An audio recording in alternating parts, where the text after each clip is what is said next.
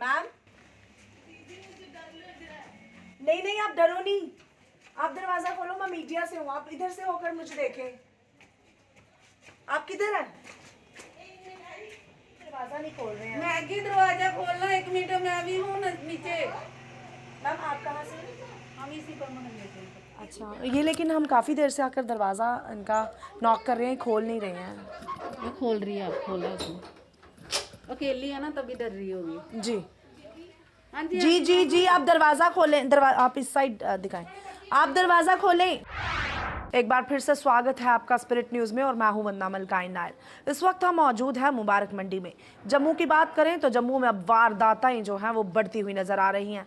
बात करें अगर चोरी की, रेप की, गोली मारने की या फिर किसी पर हमला करने की, तो ये लगातार वारदात जो है वो बढ़ती जा रही है। तो अब मुबारक मंडी की एक लड़की जो घर पर अकेली रहती थी, उस पर किसी ने रात के समय आकर हमला किया है। जी हाँ, बिल्कुल ठीक सुना आपने। और इस वक्त हम मुबारक मंडी में मौजूद है। सबसे पहले मैं आपको यहाँ की बड़ी बड़ी दीवारें दिखाना चाहूँगी, क्योंकि ये दीवारें जो है हमारे महाराजाओं के समय की हैं और ये पुरानी सिटी के नाम से भी जाना जाता है, ओल्ड सिटी के नाम से लोग इसे जानते हैं। यहाँ पर लोग कई मुद्दतों से रहते हैं और बड़ी सेफ तरीके से रहते थे, लेकिन अब लोग सेफ नहीं हैं। चलिए हम आपको यहाँ की तस्वीरें दिखाते हैं, यहाँ की मीनारें दिखाते हैं कितनी ऊंची हैं और चोर किस तरह से आ जाते हैं। सबसे बड़ा सवालिया निशान कि यहाँ पर चोर किस तरीके से आ जाते हैं।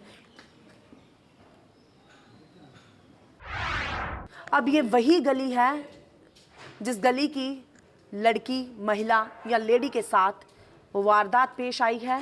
हम उनके साथ बातचीत करेंगे कि आखिर कौन लोग थे, किस समय ये वारदात हुई और किस तरह से हुई। ये वही गली है, आप देखें गली का रास्ता कितना छोटा है। यानी चोर ने 100 बार सोचा होगा और जब सोचने के बाद वो यहाँ आया होगा तो पूरी प्लानिंग के साथ आया होगा और उसे डर बिल्कुल नहीं लगा। यानी अब जम्मू कश्मीर पुलिस का डर किसी को नहीं है। तो चलिए इस गली में चलकर उस महिला से बातचीत करते हैं कि आखिर क्या कुछ कारण रहा।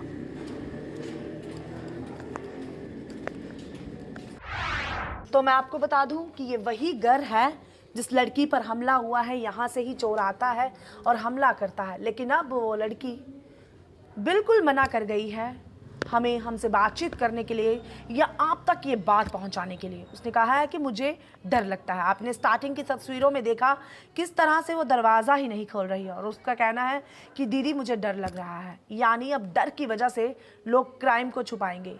जिस किसी ने ये क्राइम किया है उनके साथ या यहाँ पर आकर हमला किया है, जो भी हरकत की है वो अब नहीं बताना चाहती। इतनी डरी हुई है वो कि वो नहीं बताना चाहती। अब इसके पीछे राज क्या है, क्या कुछ वजह है, वो क्यों नहीं ये बात को आप लोगों तक पहुंचाना चाहती या फिर क्यों नहीं एडमिनिस्ट्रेशन तक अपनी आवाज़ को पहुंचाना चाहती, ये वही जानते हैं।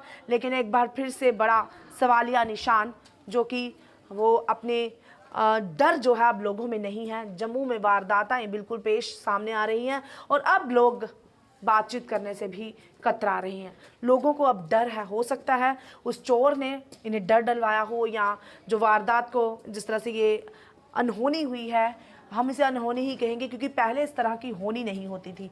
लोग पूरी तरह से जम्मू कश्मीर में सुरक्षित है, लेकिन अब जम्मू में लगातार इस तरह के क्राइम जो हैं वो सामने आ रहे हैं। पहले सड़कों पर होते हुए नज़र आ रहे थे, अब गली कूचों तक भी ये क्राइम जो है वो पहुंच चुके हैं। तो आप इसी तरह के अपडेट के लिए जुड़े रहें स्पिरिट न्यूज़ के साथ। तब तक के लिए मुझे वंदना मलकाइन नायर को दीजिए इजाज़त। नमस्कार।